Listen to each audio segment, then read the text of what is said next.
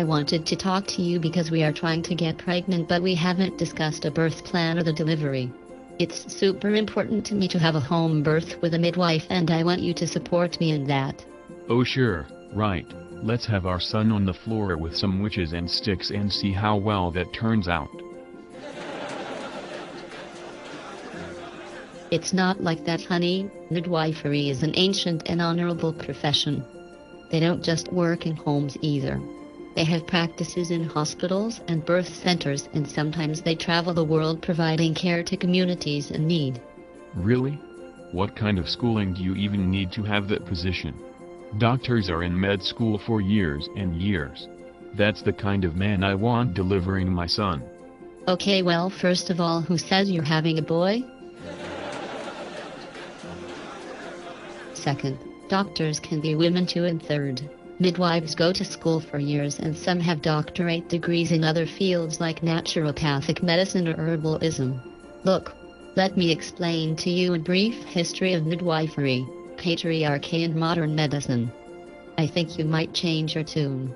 Okay, sure, whatever. Okay babe, so why don't you start by explaining to me what a midwife even is? But hurry it up, I'm sleepy. Midwives are specialists in childbirth, postpartum, and woman care. This means that they can be your care provider year-round, consulting on family planning, routine checkups, and more.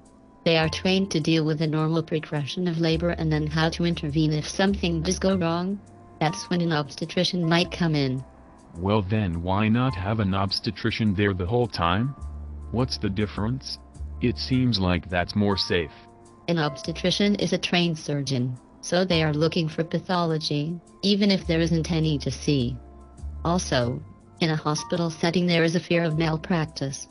That pushes doctors to make decisions they wouldn't normally make, like C-sections or other augmentations. The outcomes for mama and baby have been shown to be more positive with midwives. So if the outcomes are better and women don't need to give birth in a hospital unless it's a high-risk pregnancy, why aren't more women choosing that? Why do we believe as a culture that midwifery and home birth is so primitive?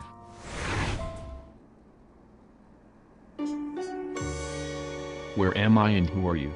I'm Dr. Z, a board-registered obstetrician and friend of your wife's. She drugged you and brought you to this classroom so I could teach you about the patriarchy in modern medicine. Cool? Sure, that seems pretty reasonable, Doc. Lay it on me.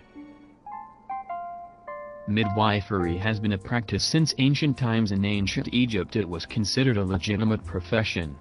There are records on papyrus that show procedural notes including how to calculate the EDD, or the estimated due date. They also found royal birth rooms in Luxor. So it was just for the fancy folks? How the tables have turned. Well, not really, but we'll get to that. So around the same time in ancient Greece and Rome, midwives were also working, but they were seen a little differently. Like in Egypt, they served a higher socio-economic group, but they were comprised of older wise women who had a breadth of knowledge including traditional herbal remedies and were accepted as doctors by their culture. A physician, Cyrenius of Ephesus, wrote a text called Gynecology in the 2nd century in which he gave some parameters for a midwife's constitution and appearance. Did that include incense and a dashiki?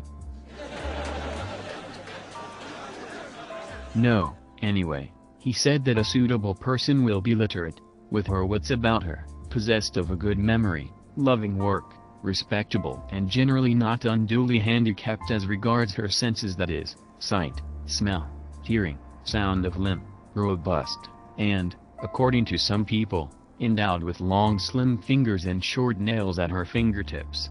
He went on to suggest the midwife be of sympathetic disposition, although she need not have borne a child herself, and that she keep her hands soft for the comfort of both mother and child. Do we know who the first midwife was? Agnotis. She was Greek and pretty radical, politically, although other sources say that she was a mythical creature. During her time, she was able to learn midwifery, gynecology, and was also a physician, which was inspired by a need she saw in her community. From those times until pretty recently, women were dying in high numbers during childbirth, and she wanted to help them. During her education, the rulers of Athens discovered that women were having abortions, so they made it illegal to be a female doctor. It's interesting to me that even way back then, women were fighting for the right to choose what they did with their own bodies. Yeah, the stories of our history tend to overlap in places. So, in response, Agnotis cut off all her hair and pretended to be a man while practicing medicine all over the ancient world. She gained popularity in her field and women began to turn away from male doctors. At a certain point her true gender was found out and she was brought to trial. After droves of women came to her rescue, she was acquitted and the law was changed in Athens so that women could practice medicine again. What a hero. Well, why didn't that stick? Why aren't there midwives all over the place and female doctors? Wait. I'm not there yet. Okay. Just get to the point, sir. This is interesting, but like I told my wife, I'm super tired. You're starting to bug me. I'm going to get someone from my surgical staff to finish this off.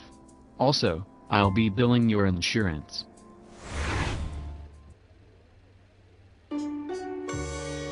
How did I get here? Hi, I'm Dr. Thomas. We thought you would be used to this by now. We drugged you again and brought you here. I have surgery in a few hours, so it's more convenient for us to have our little chat in my office. As long as you can do the same thing for my trip back home, traffic is going to be terrible. Sure.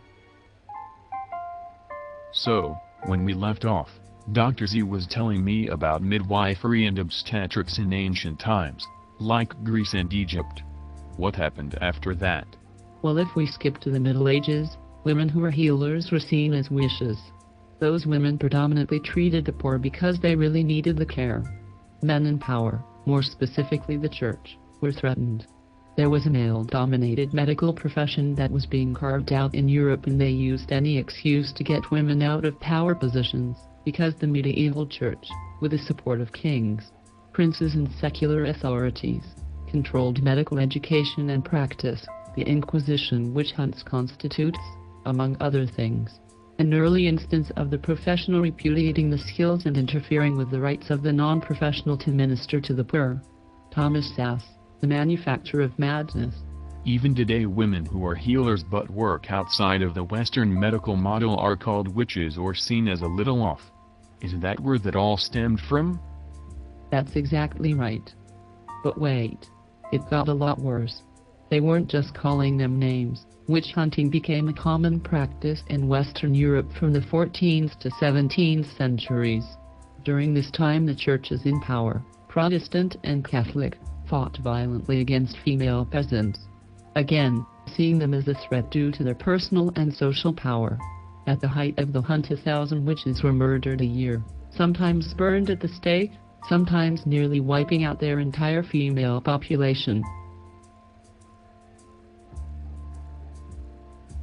That's insane. It reminds me of the gendercide we see in parts of Asia today. Exactly. Like Dr. Z said, it's all connected. So to recap, the church and state at the time thought that women were devilish sexual beings who subverted the male species.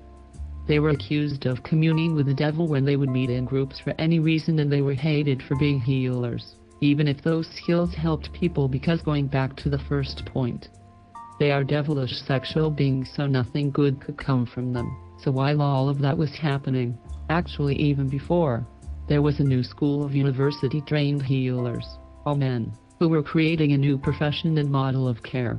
Women were not allowed within this new structure, kept out of the schools and therefore the practice. I once read that doctors back then didn't really know what they were doing. That must be why they call it practicing medicine.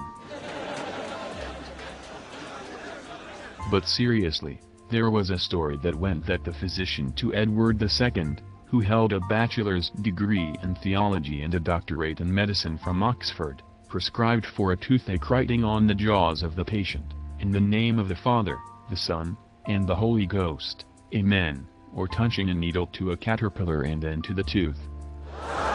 We've come a long way, but you're right. There have been times when we had healers who had empirical knowledge, like the midwives of today and thousands of years ago. Throughout time, We've suppressed that, and while some good science has come out of it, there is still a lack of balance and trust in that ancient wisdom missing from our culture. It took until the 17th century for modern medicine to begin to win over the field of obstetrics, which, despite the witch hunt, had remained in the capable hands of midwives. It did, however, work against the brand of midwifery, as women healers were progressively seen as the witches they had been painted as. For the next 200 years, barber surgeons made a case that they were better at their jobs because of their surgical skills and instruments, like forceps. Barber surgeons? Like the person who fades my hair every 3 weeks. Actually, yes. Barbers back then were surgeons, and one of their main treatments was bloodletting. The barber pole itself was a description of their services. The red represented the blood and the white represented the bandages they wrapped their patients in. There is probably no industrialized country with a lower percentage of women doctors than the US today. England has 24%, Russia has 75%, the US has only 7%. And while female midwifery is still a thriving occupation in Scandinavia, the United Kingdom, the Netherlands, etc., it has been virtually outlawed here since the early 20th century. By the turn of the century, medicine here was closed to all but a tiny minority of necessarily tough and well-heeled women. What was left was nursing, and this was in no way a substitute for the autonomous roles women had enjoyed as midwives and general healers. So what's so different about the United States? What happened here that wasn't happening there? In a word, misogyny, and in 2 words, patriarchal misogyny, meaning the hatred or dislike of women or girls within a system of society or government in which men hold the power and women are largely excluded from it. Doctors became the power players in medicine, which was happening elsewhere, but in the States, women were left out, laughed at, and shunned. They called them hopelessly dirty, ignorant, and incompetent. Although that didn't stop women from seeking midwifery out, mostly poor women of color. This upset the men in medicine because they saw that as money and research they weren't getting. Eventually, midwifery was made illegal in almost every state in the Union. During this time, nursing slowly crept in as initially a service of mostly homemaking duties that were done without any real protocols. Florence Nightingale came on the scene and created a troupe of older, sober, trustworthy women to work in hospitals under the doctors. At the end of the day, they were allowed to stay because they were so subservient to the male doctors. As time went on, nurses' scope of competency began to expand and they became part of the hospital model. Doctors were the cure and they were the care. In the 20s and 30s, nurse midwifery began to emerge, thanks to Mary Breckinridge. She focused on a more holistic model of care for her patients that had results like lower perinatal and maternal mortality statistics in comparison to national statistics. By the late 60s, the American College of Nurse Midwives had been formed. Early on, these not yet self-described CNMs or certified nurse midwives didn't have a lot to do with the hospital system. They often work as mentors for indigenous midwives in the field. Montgomery 1969 and Levy, Wilkinson and Marine 1971 reported on a California project in which nurse midwives were introduced to a rural, medically underserved area. In the first 18 months of the project, prematurity rates decreased from 11 to 6.6. The neonatal death rate dropped from 23.9 to 10.3. Other decreases were apparent in fetal and infant death rates. The causative significance of nurse midwifery in the California project was strengthened when, at the end of the project's funding, the nurse midwives left and were replaced by physicians.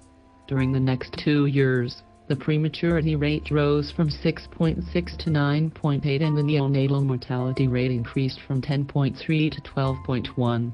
Alternative explanations of social/economic/medical changes were offered and explored, but were inadequate to explain the changes in statistics. The only plausible explanation by the authors was the introduction and removal of nurse midwifery care. I'm really blown away by everything I've heard from you both today. Originally, I felt like a lot of people, that Western medicine, as I've grown to understand it, is the right way to go about things. That we should trust doctors without question and that anything outside of that is fluff. I think I'm ready to support my wife in whatever type of birth she wants. If you could just knock me out again, I'd love to chat with her about our options.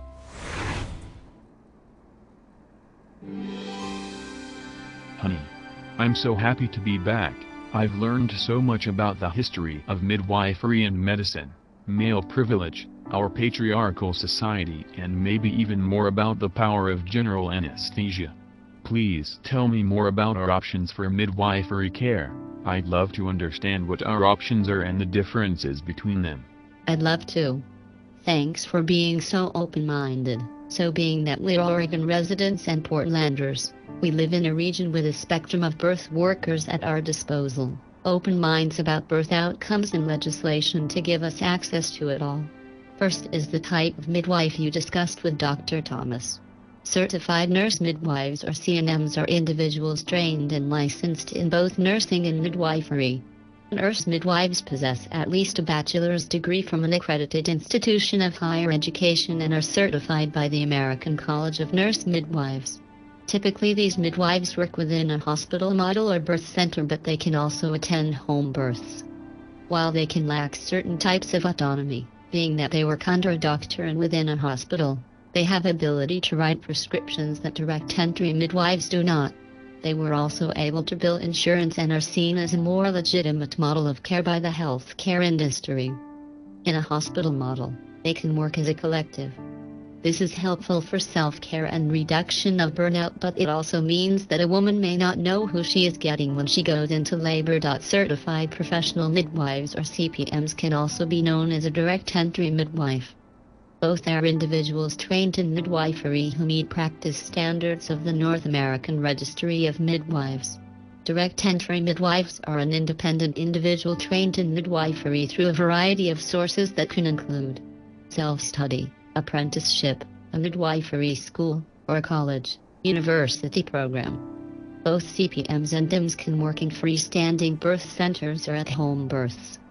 There is the ability to bill insurance, but the cost is extremely low, which is beneficial to the patient but not necessarily to the midwife, who more than likely is supporting her own practice. Certified midwives are individuals trained and certified in midwifery. Certified midwives possess at least a bachelor's degree from an accredited institution of higher education and are certified by the American College of Nurse Midwives. Lay midwives are individuals who are not certified or licensed as a midwife but have been trained informally through self-study or apprenticeship. That was a mouthful. Thank you for setting up all of that time with those doctors. They were surprisingly open about their field. I suppose they may have been chosen as characters because even this video creation program is limited to the patriarchal awareness of healthcare leaders as the culture understands them. You're so funny, lover. Thanks for breaking out of the shell of misogyny you lived within for so long. Let's go procreate. Yeah, let's go do that.